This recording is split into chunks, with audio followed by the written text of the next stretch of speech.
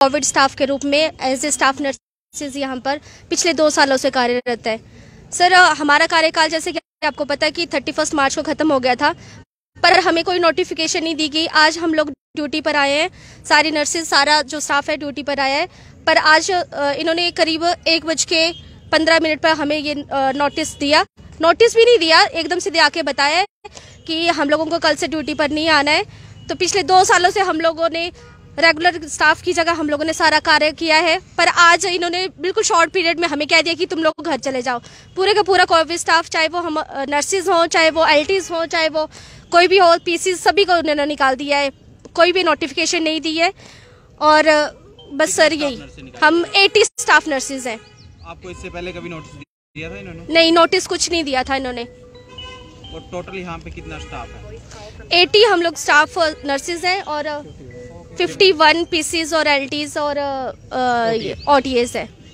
Sir, जैसे कि हमारे मुख्यमंत्री जी ने कहा था कि नोटिफिकेशन जो है वो आज मंडे तक आ जाएगी, पर इन्होंने उसका भी वेट नहीं किया है। हम लोग मुख्यमंत्री जी से यही निवेदन करते हैं कि सर, हमारा एक्सटेंशन जो भी वो बोल रहे हैं रिटर्न में आए, वो फटाफट यहाँ पे भेजे ताकि हम लोग अपनी ड्यूटीज को कंटिन्यू कर सके।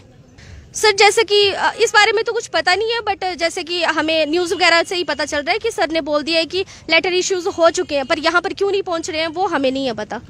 जी सर, अगर ऐसा ही हुआ कि हमें ड्यूटीज़ पे वापस नहीं लिया गया तो यही एक लास्ट रास्ता है कि हम लोग धरना करेंगे। नमस्कार सर।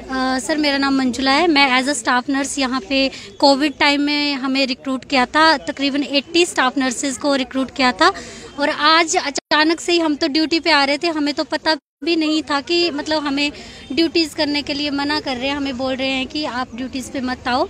और मैं तो बिल्कुल ही शॉक्ड हो गई थी क्योंकि मैं आ ही रही थी और जब मैंने फ़ोन पे बातें सुनी, सभी ने ग्रुप में बोला कि हमें बोल रहा है कि मत आओ ड्यूटी पे, तो मैं तो बिल्कुल ही शॉक्ड हो गई हूँ। मुझे तो समझ नहीं आ रहा, हम तो मतलब बिल्कुल रेडी थे ड्यूटी जाने के लिए और अचानक से ही हमें पता चला। प्रायर इससे पहले कोई हमें नोटिफिकेशन नहीं दी गई, कोई किसी ने हमें नहीं बताया कि आपका जो है वो आगे रिन्यू नहीं होगा या आपको आगे कंटिन्यू नहीं किया जाएगा।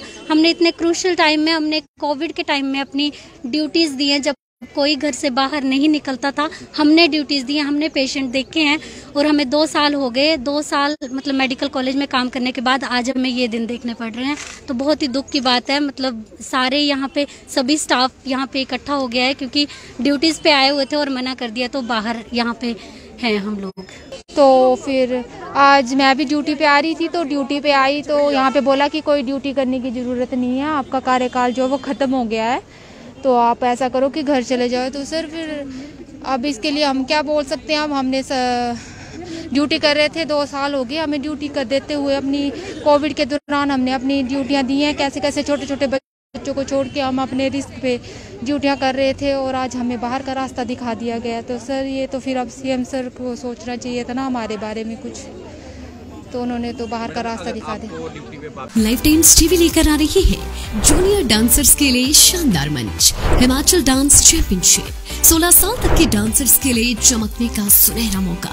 सोलो ग्रुप और ड्यूट कैटेगरी में स्टेट लेवल का कंपटीशन, वीआईपीज और सेलिब्रिटीज की उपस्थिति में रंगारंग फिनाले। ऑडिशंस की डेट्स जल्द अनाउंस होंगी। देखते रहिए लाइफ टाइम्स टीवी, हिमाचल का सबसे लोकप्रिय डिजिटल न्यूज मीडिया चैनल।